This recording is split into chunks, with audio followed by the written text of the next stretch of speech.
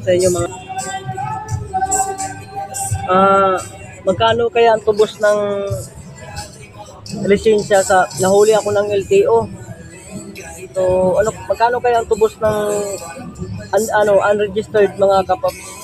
So wala rin ka talaga ako.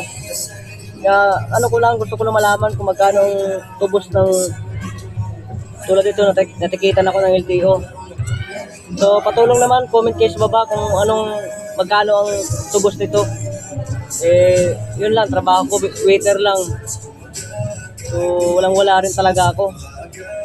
Kaya problema ko ngayon dahil pero hindi naman kompleto naman ako, kaya lang yung motor lang kulang na hindi ko na-register dahil saka kulangan ng mababa ang sahod.